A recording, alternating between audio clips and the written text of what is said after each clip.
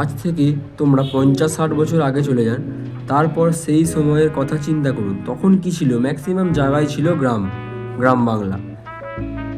আর সেই গ্রামের মধ্যে ঢেকিতে চাল করানো থেকে শুরু করে হাঁস চাষ, মুরগি চাষ, আরও নানান রকম চাষ একসাথে তোমরা যদি দেখতে চাও তো তোমরা চলে আসতে পারো এই জয়পুর ফরেস্ট অর্থাৎ বনলতা পার্ক।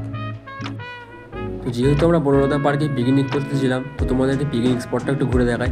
এটি হলো বনলতা পার্কের পিকনিক স্পট। তো সাইড সিনগুলো তোমাদেরকে আমি একটু পরে ঘুরে দেখাচ্ছি, তার আগে আমরা একটু পিকনিক স্পটটা ঘুরে নিই। তো চলো।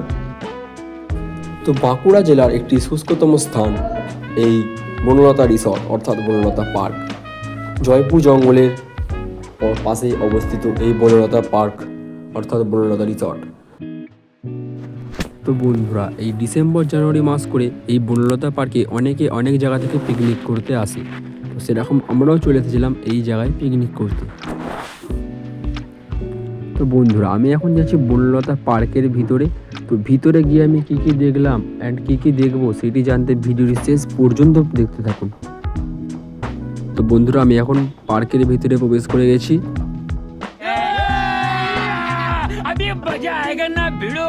তো এই রিসর্টে ঢোকার সময় তোমাদের সবার চোখে পড়বে এই ঘোড়ার গাড়িটির।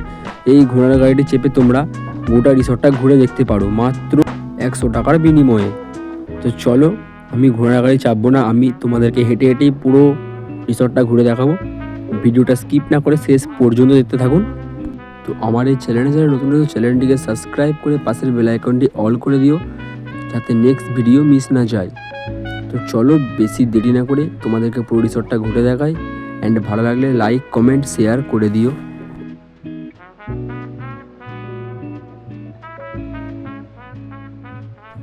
এই রিসর্টটি প্রায় 60 বিঘা জমির উপরে অবস্থিত। তো এখানে ফুল চাষ থেকে শুরু করে নানান রকমের চাষ, যেমন কপি, আরও অনেক রকমের চাষ করা হয় এই রিসর্টটিতে। কত সুন্দর সারি সারিভাবে চাষ করা আছে তোমরা দেখতেই পাচ্ছ। তো চলো, আরও অনেক কিছু দেখাবো, আমার সঙ্গে শেষ পর্যন্ত ভিডিওটা দেখতে থাকো।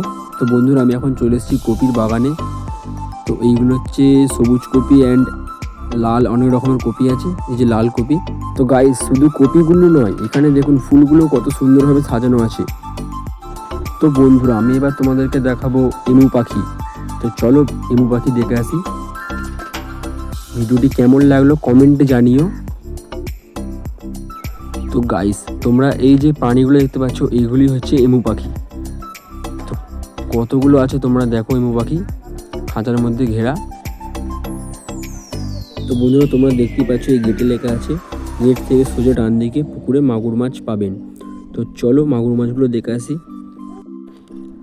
তো গাইস, এই পুকুরটিতেই মাগুর মাছ চাষ করা হয়েছে। তো হয়তো তোমাদেরকে আমি আমার ক্যামেরায় মাগুর মাছগুলো দেখাতে পারছি না, তো একটু একটু দেখা যাচ্ছে, সেইগুলো তোমরা দেখতে পাচ্ছ। হাইব্রিড মাগুর, এগুলো খুবই বড় বড়।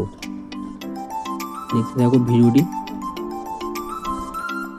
তো বন্ধুরা, তোমাদেরকে আমি এবার দেখাবো গোলাপ বাগান। তো চলো, তো তোমরা ভিডিওটি শেষ পর্যন্ত দেখতে থাকো। তোমরা চাইলে এখান থেকে গোলাপ চারা নিতে পারো, খুবই কম দামে পেয়ে যাবে।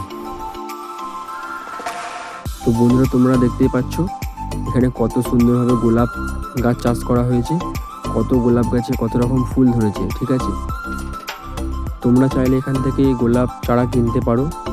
এখানকার যে মালিক আছে তোমরা তাকে বললে খুব কম দামে তোমরা এখান থেকে গোলাপ চারা পেয়ে যাবে।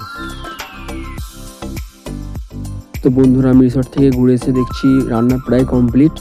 এদিকে খাওয়ান দাওয়ান চলছে, হাফ লোক খেতে বসে পড়েছে, তো কিছু লোক বাকি আছে, যেমন আমি বসবো এবার। তো বন্ধুরা, আমার ব্লগটি আমি এখানেই শেষ করলাম। তো টাটা বন্ধুরা, তোমরা কারা কারা এই পার্কে এসেছো কমেন্টে জানিও। তো বাই বন্ধুরা, নেক্সট ভিডিওর জন্য সাবস্ক্রাইব করো।